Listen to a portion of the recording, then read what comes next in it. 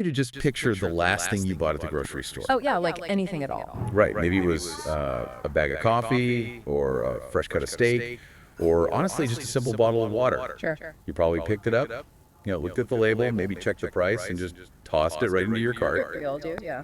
Exactly. But what if I told you that the plastic wrapper around that steak is, well, it's rapidly becoming a more advanced piece of engineering than the actual food itself. Which is wild to think about. It is. And that if the company producing it gets that wrapper wrong, international law will effectively bankrupt them by the end of the decade. Yeah, I mean, it is a harsh reality that the industry is just, finally waking up to. Welcome to this Team Type, by the way. I'm really excited to get into this. Me too. Because, well, for decades, packaging was basically treated as an afterthought, right? Just a disposable vessel to get the product from point A to point B. Right, just a cheap box. Exactly. But looking through the latest research, and especially the insights of Professor Mary Faklanjic, I mean, that mindset is completely dead. Totally did. Yeah, sustainable, highly engineered packaging is no longer just some, fun PR stunt. It is an absolute, non-negotiable survival strategy for the entire global food industry. And as someone who spent a lot of time consulting with food brands, I can tell you, the panic is palpable right now. Oh, I bet. It really is. I mean, you have these massive global regulations coming down the pipeline, carbon taxes, and this huge push for what feels like science fiction level technology. Yeah, the tech is crazy. But okay, let's unpack this. Because what strikes me about Professor Mayery's work is that before we even touch all that futuristic tech, she grounds the entire conversation in one very simple, almost brutal truth. Right, the golden rule. Yes. Which is just packaging cannot save bad food. It's so simple. It sounds totally obvious, I know. But you would be shocked at how many brands try to mask an inferior product with a highly expensive, beautifully sustainable box. Oh, I see it all the time in consulting. Right? They invest millions in these biodegradable materials, thinking the consumer will buy it just for the environmental halo. And maybe they buy it once. Exactly. The consumer might buy it once. But if the food inside doesn't taste good, or, if that eco-friendly wrapper fails to keep the moisture out and the food spoils prematurely, that customer is gone forever. And the data supports that completely. Yeah. Even with all the noise about the environment right now, 54% of global consumers still rank food safety and health as their absolute #1 priority. Absolutely. Because, people want to know that what they are feeding their families is safe. It's a deal breaker. Right. So from your perspective as a specialist, how does a brand actually balance that? Like, packaging is basically a bodyguard, but the food is the VIP. If the VIP is terrible, nobody cares how nice the bodyguard suit is. I love that analogy. Yeah, so we approach it through the 3 Ps framework, which is planet, people, and profit. It is this constant, super delicate balancing act. You can't design exclusively for the planet, say, making an ultra-thin, completely dissolvable wrapper if you ignore the people aspect, meaning, the packaging fails to protect the food and causes widespread spoilage. Which defeats the whole purpose. Exactly, and you certainly can't ignore profit. If your high-tech green packaging costs so much that you have to literally double the retail price of a loaf of bread, your company collapses. Yeah, nobody's buying an $8 loaf of basic bread. Right, so all 3 pillars have to hold weight. But isn't the profit pillar shifting really rapidly right now? Because with my clients, I'm seeing them realize that ignoring the environment is actually hurting their bottom line. Oh, the math is changing dramatically. Yeah. Yeah, I mean, recent global surveys show that 66% of consumers are willing to pay a premium for eco-friendly products. Wow, 66%. And we're seeing that actually translate into hard revenue now. Companies that actively integrate environmental priorities into their packaging, well, they're seeing a 4% business growth rate, whereas companies ignoring it are stagnating at less than 1%. So sustainability is actually driving profitability. So if safety is still the ultimate goal, we have to keep the VIP perfectly safe. But the consumer's demanding that the VIP's bodyguard stops trashing the planet. How is the physical technology evolving to do both? Because, a traditional plastic bag just sort of sits there. Right, and that traditional plastic bag is what we call passive packaging. Passive packaging, got it. Yeah, its only job is to provide a physical wall against water and oxygen. Like glass is considered a perfect passive barrier. Right, nothing gets through glass. Exactly. Paper, on the other hand, is a very pore one air, and moisture just moves right through it. Sure. Plastic kind of varies widely, but the reality of modern global supply chains is that a passive wall is completely insufficient now. Why is that? Because 70% of consumers are demanding that their food lasts longer on the shelf, which means the packaging has to stop being just a wall and start acting as a A weapon. weapon against what, exactly? Against the two main enemies of food degradation, oxygen and moisture. Oh, okay. Yeah, those are the catalysts for microbial growth and oxidation. So this demand has triggered a massive shift toward active packaging. Active packaging, meaning it does something. Right. Instead of just sitting there, the material is engineered to actively modify the atmospheric chemistry inside the container. Wait, are we talking about those little loose, terrifying packets you find inside a bag of beef jerky that say do not eat? Oh, no, we are far beyond the loose sachet. Okay, good, because those are awful. They really are, and consumers hate finding them hidden in their food. Today, material scientists are building the scavengers directly into the molecular structure of the plastic itself. Really? How does that work? So, for example, Toppin developed a technology called Oxideer. They engineer an oxygen scavenging resin directly into the middle layer of a thin plastic cup. Wait. How does a layer of plastic embedded in the middle of the cup suck oxygen out of the food without actually touching the food? It's pretty brilliant. The inner layer of the cup is highly permeable to oxygen, while the outer layer is a strict barrier. Okay, so nothing gets in from the outside. Exactly. So any oxygen that's trapped inside the food compartment naturally diffuses through that inner layer, hits the middle scavenging layer, and is chemically bound and neutralized by the resin. Oh, wow. Yeah, the cup is literally breathing the oxygen out of the food's environment. And, we also use ethylene scavengers for fresh produce. Right, because fruits release ethylene gas when they ripen. Yeah. And that gas just, accelerates the ripening of everything around it. Exactly. By embedding ethylene absorbers into the structural film of the bag, you interrupt that chemical chain reaction. So it slows it down. Drastically slows down the ripening process during transit. We even have antimicrobial surfaces now where the contact layer of the film actively disrupts the cell walls of bacteria trying to grow on the surface of food. That is insane. I want to talk about raw meat for a second, actually. Oh, the ultimate challenge. Literally, the final boss in the food industry. It's moist, it's packed with proteins and fats. I mean, it is essentially an all-you-can-eat buffet for microbes. How is active packaging changing that game? The progression there is just staggering. Let's look at the baseline. If you put a piece of raw meat on a standard foam tray and wrap it in conventional cling film, you get a maximum shelf life of about 4 days. Right, and after that, it's garbage. Yeah, aerobic bacteria just take over. Which results in a massive amount of food waste at the grocery store level if demand slightly drops. Exactly. But if you upgrade to MAP, which stands for Modified Atmosphere Packaging, you completely alter the playing field. What does MAP do? With MAP, the machine physically vacuums out the ambient air and injects a customized, highly specific cocktail of oxygen, nitrogen, and carbon dioxide before sealing the tray. So it's replacing the regular air. Right. Carbon dioxide actively inhibits bacterial growth, while a really specific trace amount of oxygen keeps the meat looking red and fresh. Oh, because brown meat doesn't sell. Exactly. And that process alone pushes the shelf life from 4 days to 10 days. That's a huge operational win. But, I was looking at the research notes on VSP vacuum skin packaging, and that seems to push it even further. Oh, VSP totally changes the economics of the industry. How so? It uses a highly engineered, multi-layer barrier film that is heated and draped over the meat and then vacuum sealed so violently that it becomes like a microscopic second skin. So no air bubbles at all. Zero ambient space. Zero atmospheric oxygen left. That takes the shelf life to 21 days. Wow. And for large, bulk, primal cuts of meat, it can extend to 35 days. Hold on.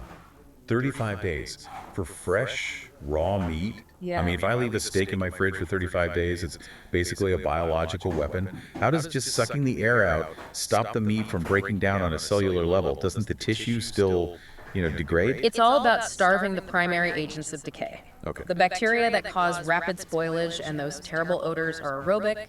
They require oxygen to function and multiply. So, by utilizing a high barrier film that physically blocks oxygen molecules from entering and removing all existing oxygen, you are essentially pausing the biological clock of those aerobic bacteria. That makes sense. And the natural enzymes in the meat still slowly tenderize the tissue over time, which is actually beneficial, but that catastrophic microbial breakdown is halted. That is incredible engineering. But the research points to an even more advanced tier, right? Like moving from active packaging to intelligent or smart packaging. Yes, and what's fascinating here is that while active packaging fights the environment, intelligent packaging actually communicates with you about it. Like it talks to you. Well, visually, yes, we are seeing things like the disappearing heart freshness indicator. Okay, what is that? It's a graphic printed on the outside of the package. When the product is fresh, the heart is solid.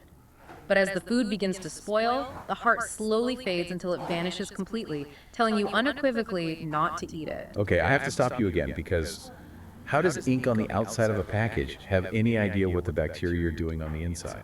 It is brilliant chemistry. As high-protein foods like meat or seafood begin to degrade, the bacteria release specific volatile organic compounds, specifically volatile amines and ammonia. Rust. Okay. Right, and these gases build up microscopically inside the headspace of the package.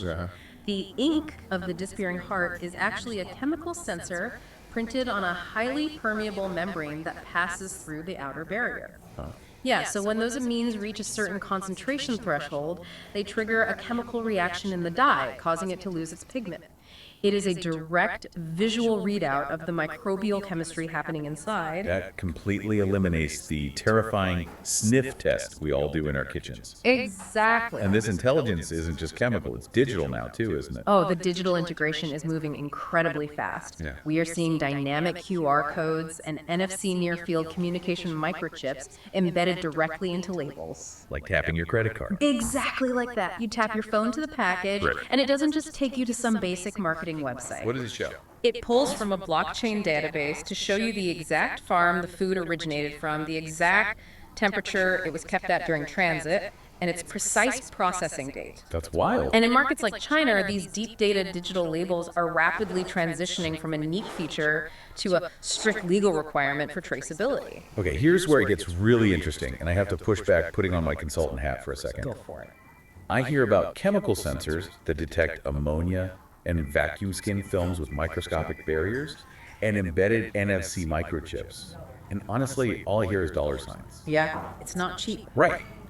In a global economy where food inflation is a massive, painful issue for consumers, how on earth does a mid-sized food producer justify buying this high-tech armor? That is the defining tension in the industry right now. The reality is they are going to be forced to justify the cost. Because of the laws. Exactly. Global regulations are turning these innovations from a nice-to-have luxury into a legal mandate just to participate in international commerce. The regulatory freight train is already here, and it's reshaping global trade. And that train is being driven largely by the European Union, right? Let's start with the immediate threat, the ban on PFAS. Right, PFAS. They are a group of synthetic compounds famously known as forever chemicals. For decades, the industry used them to coat paper packaging. Think of your fast food wrappers or the paper bowl at a salad bar. Because paper naturally absorbs liquid, so you need something to stop the grease from soaking through to your hands. Precisely. And PFAS do that incredibly well because of the incredibly strong bond between carbon and fluorine atoms in their structure. They repel both oil and water. But that unbreakable bond is exactly the problem. They never degrade in the environment. They accumulate in our water, in our soil, in our bloodstreams, and they've been heavily linked to cancer and immune system disruptions. So the EU is dropping the hammer. An absolute hammer. By August 12 of this year, any product sent to the EU that contains PFAS in its packaging will be rejected at the border. Wow. Yeah, no grace period, no exceptions. But banning one chemical coating is just treating a symptom, right? The real structural earthquake is the PPWR legislation. Oh, without a doubt.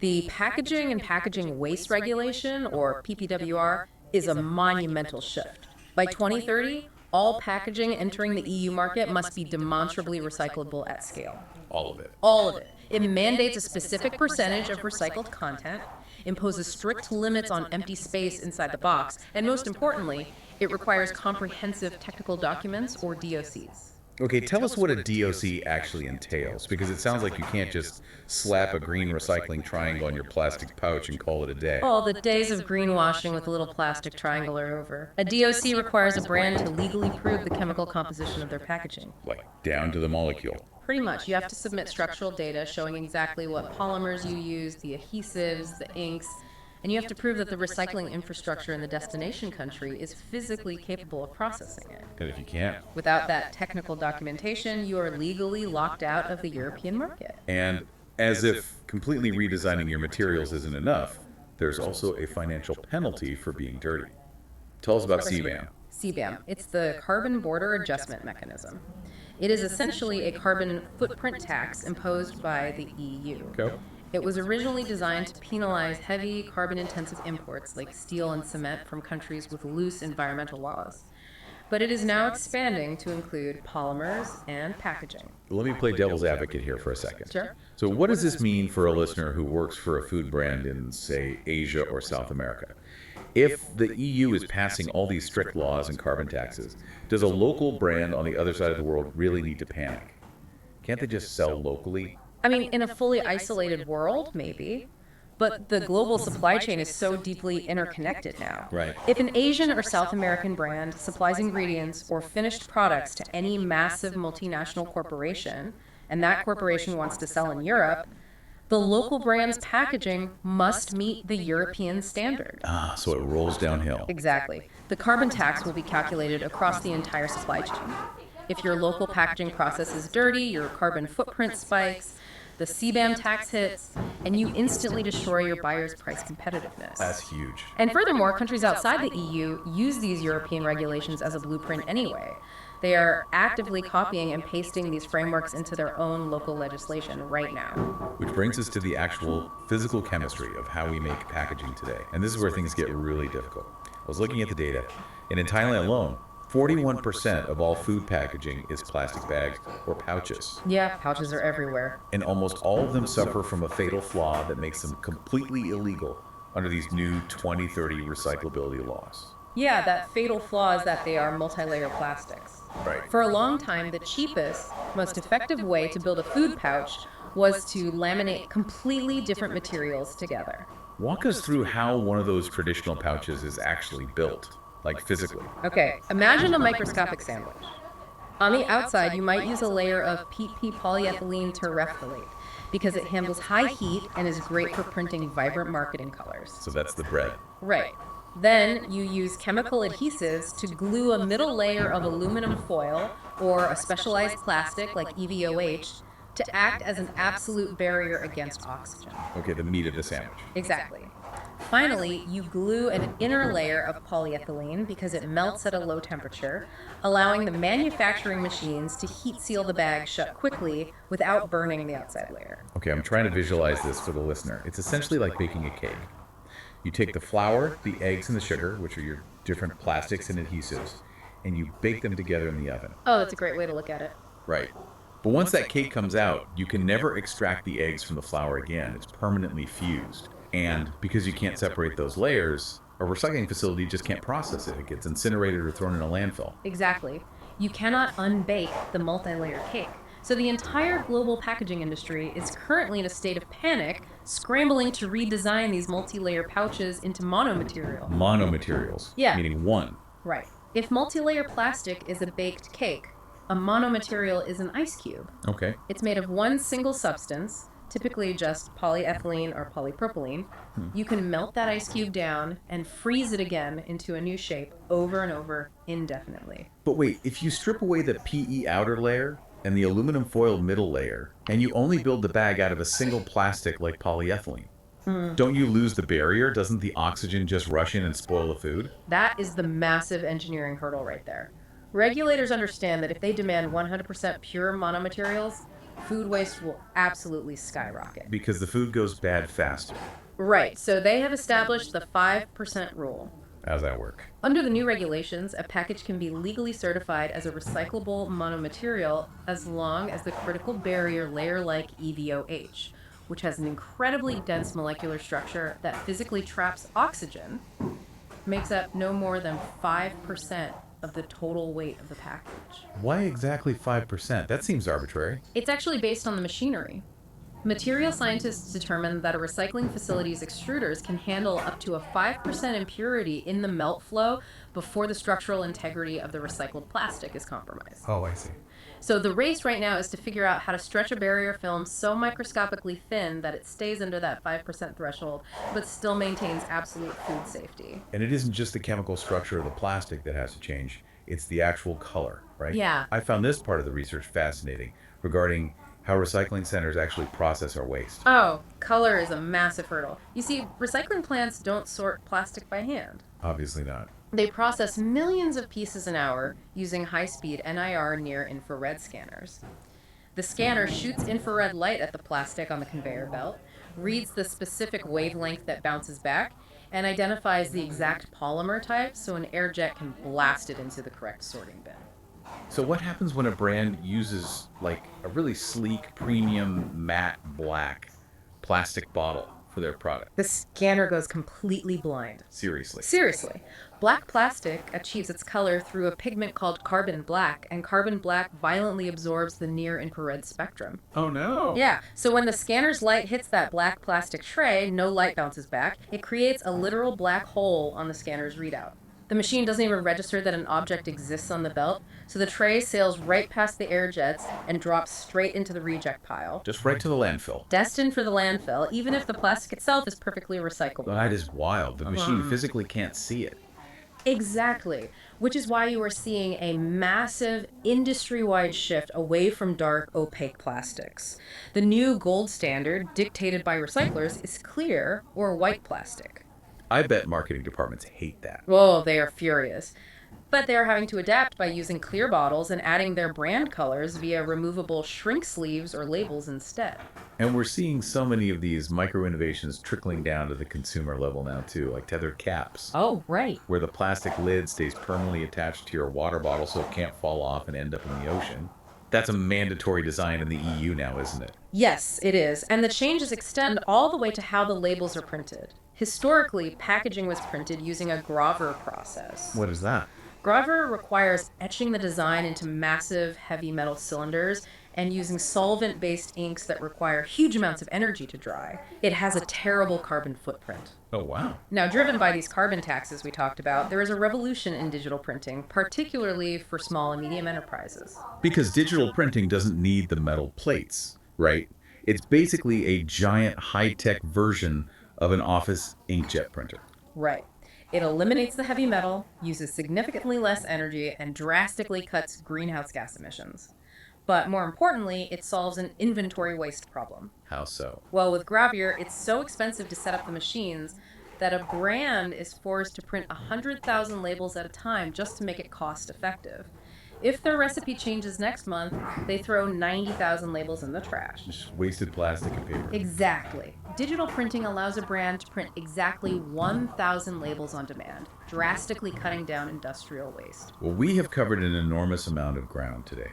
We started with the unshakable foundation that an eco-friendly wrapper cannot save a bad-tasting product. And we explored the delicate balance of the three-piece planet, people, and profit. Right, and from there, we looked at how technology is evolving to protect that food, shifting from passive walls to active oxygen scavengers, and intelligent films capable of detecting the chemical signatures of decay. And we unpack the brutal reality that none of this is optional anymore.